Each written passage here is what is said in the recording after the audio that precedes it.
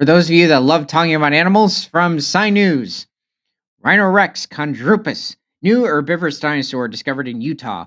Paleontologist Dr. Rodney Sheets of Brigham Young University's Museum of Paleontology and Dr. Terry Gates of North Carolina State University and North Carolina Museum of Natural Science have described a new species of hadrosaur from the Upper Cretaceous nestline formation of central Utah. And now, from prehistoric to present, my name is Ethan, and welcome to Creature Guy Live Prehistoric News. We have recently been going over older news articles and in order to catch everybody up. So let's dive right back into it. So let's take a look. Whoa. Whoa! Okay, that I didn't notice. Yeah, attacked by a Cretaceous crocodile. I wonder who this is. It's probably Dinosuchus. That isn't any average crocodilomorph. Oh, poor Fred. Anyway, the new hadrosaur, scientifically named Rhinorex chondrupus, lived during the Cretaceous period about 75 Thought million his years name ago. was Fred. Yeah, that's Fred, and I think that's Terry. Um, yeah. So, Dinosuchus was a species of crocodilomorph that inhabited different parts of the United States around 75 million years ago during the late Cretaceous period, and was likely feeding on different species of hadrosaur in the region, maybe even younger sauropods. There have been several different size estimations over the years with Dinosuchus, from estimations of reaching over 60 feet in length or pushing like around 20 meters down to like 33 feet. So I'm not going to touch the length of this animal because I would like him to stay large. That just looks like it hurts. Yeah. He would probably if the hadrosaur is not able to quickly slip it out of the Dinosuchus's mouth, he's going to easily break that forelimb. But anyway, let's take a look. It was about 9 meters long, or 30 feet, and referring to the hadrosaur, Rhinorex, weighed over 3,800 kilograms. I'm guessing this is somewhere around 3,800. This is pushing 8,300 pounds, and lived in a swampy estuarial environment about 80 kilometers from the coast.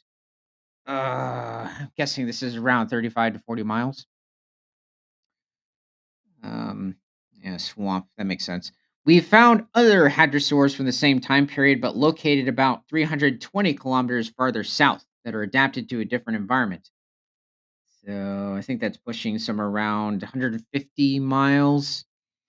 So you would have likely have had different types of ecosystems in that span of a distance. So it looks like that the Rhinorex is possibly a member of the um, either Ammontosaurian lineage of hadrosaurs or maybe a Brachylophosaur. 1 kilometer is 0.62 miles. Oh, well, maybe. I guess I was close. Not sure. Anyway, let's take a look at some of the other creatures. Okay, so here we have a slightly more famous individual. I mean, definitely more than Rhinorex, uh, unless he gets his own pair of shoes. Anyway, uh, this is a member of the Brachylophosaurian lineage of hadrosaurs, and more specifically, the Saurolophans. This is Brachylophosaurus, which was found back in the early 2000s in Montana. Is one of the few hadrosaur mummies that have been discovered. Yes, they put this animal inside of a CT scan and were able to track a bit of the actually an immense amount of the way the digestive system would have been shaped. An immense amount of skin. I believe even certain preserved plant material inside of it. So, also, I think certain preserved tissue as well. So, this animal lived over in Alberta, Canada, different parts of Montana, somewhere around 76 million years ago. And it was related to larger species of hadrosaurs such as Parasaurolophus. But Brachylophosaurus could reach somewhere around 20 to 25 feet in length. Actually, no, 25 to 30 feet in length. Or somewhere around 8 to 7.5 to 9 meters, and probably weighed around three Is that tons. real? Oh, yep. This is right here, and this as well. As you can see, I mean, this is very well preserved. Even like skin texture up here. Yeah, around the toes. I mean, this was incredible. I don't believe the tail was found alongside it. Kinda That's looks okay. like a camel. Yeah, he does. That is quite interesting, but a very distinct feeding behavior from camels. Though, reason why I say that is because camels will feed on bones and not occasionally, like with what you see in different species of deer or antelope.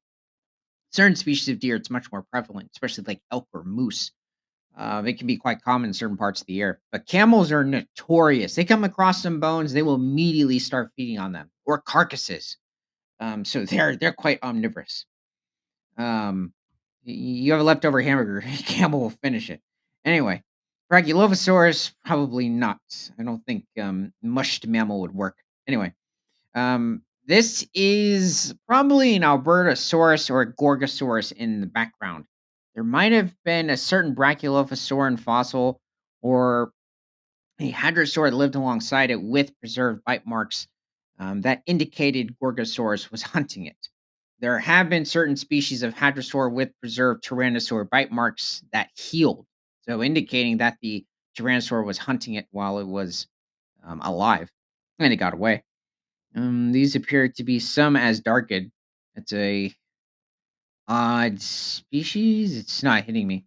But the overall reconstruction of these animals, they're not bad. I think there should be some more musculature, even though hadrosaurs, as you venture later on into the Cretaceous period, tend to have very skinny forelimbs, unlike the very robust forelimbs of their earlier guanodontid ancestors. Oh no, let's head back to the article.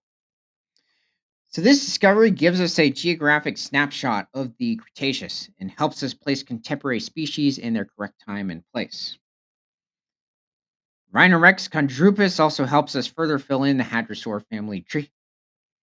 So, oh, okay. So, there's his overall skull structure. It's interesting. Something that I didn't mention about the Brachiolephosaurin, just like this Rhinorex, is that if you notice on both of them, it has a very downward facing snout or nasal passage, which is very peculiar in the Brachiolephosaurin lineage of hadrosaurs. And it seems to be very similar with Rhinorex. This isn't something that you see with certain species of hadrosaur, like the more famous in Montosaurus, or what used to be called a Neotitan. Um, Theirs is much more just straight facing, whereas this, it's like pointed down. Despite them having pointed down beaks, bills somewhat. Okay, so I believe this is part of the skull. Rhinorex chondrupus skull and its reconstruction. Okay, well, this isn't bad. I wonder if it's the bottom jaw. Or is that the top?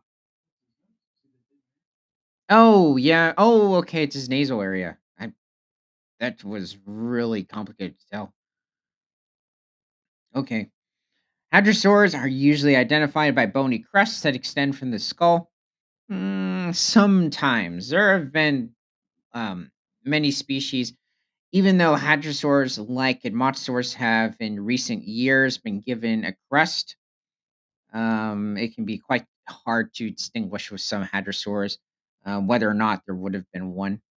Mainly, it's guessing when looking at the different genders. Like, let's say there was a distinct difference in look, whether or not there might have been a crest. Anyway, but Rhinorex chondrupus lacked a crest on the top of its head. Instead, it had a huge nose. Well, I mean, to peers understand. Dr. Gates explained the purpose of such a big nose is still a mystery. If this dinosaur is anything like its relatives, then it likely did not have a super sense of smell. What? That would be strange. Guessing the nose might have been used as some sort of a display structure, but maybe the nose was used as a means of attracting mates, recognizing members of its species, or even as a large attachment for a plant smashing beak. So I'm guessing what they're referring to is that they would have had these massive, maybe there would have been like two inflatable sides, or maybe there would have been an extravagant amount of color. It's just my guess. Dr. Gates and his co-author Dr. Sheets came across its fossilized skull and bones in storage at Brigham Young University. First excavated in the 1990s, the fossil has been studied primarily for its well-preserved skin impressions. Oh, so they found skin with this too. That tends to be quite common with different species of late Cretaceous hadrosaur. Now that certain early Cretaceous iguanodontines didn't have it. So let's take a look at somebody else. This is a predator from late Cretaceous North America as well. In fact, he's quite common in different parts of New Mexico, Utah, Montana, even over in the southeast, like Alabama. This Dromaeosaur,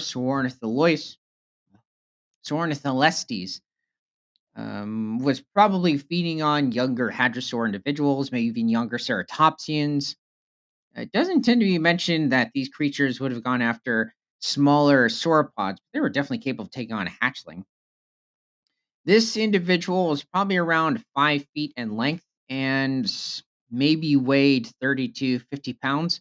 There have been some larger estimates, but this is a very lightly built creature like the Velociraptor. So I don't believe it would be too heavy for a dromaeosaur of its size. Now, there is another species of dromaeosaur called Bamburaptor, and it's still possible that Bamburaptor might simply be another species of Sornitholestes.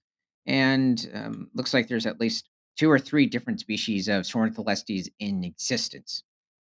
So the feathers possibly used for warmth, but the late Cretaceous, the further south you were, it became quite warm. As you traveled further north, it would be much cooler. Even probably a bit more cooler than what you would experience way back in the late Triassic. I know that's a big difference, but so let's head back to the article.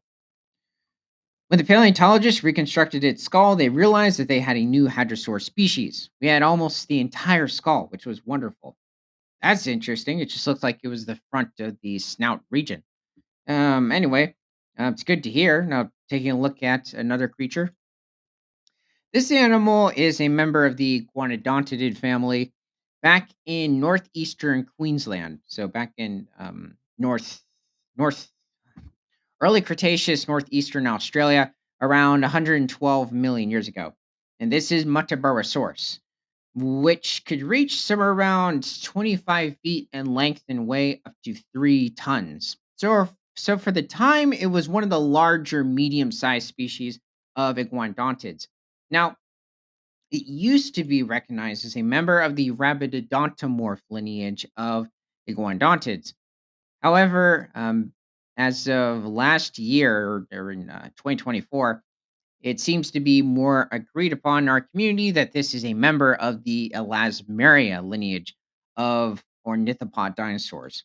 Now, its ancestors first evolved somewhere around 175 million years ago during the mid Jurassic period.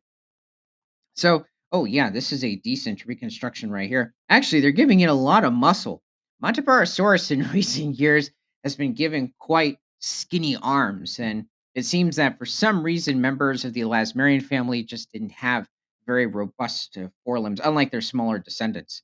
So, let me know what your favorite species of hadrosaur duckbill dinosaur is.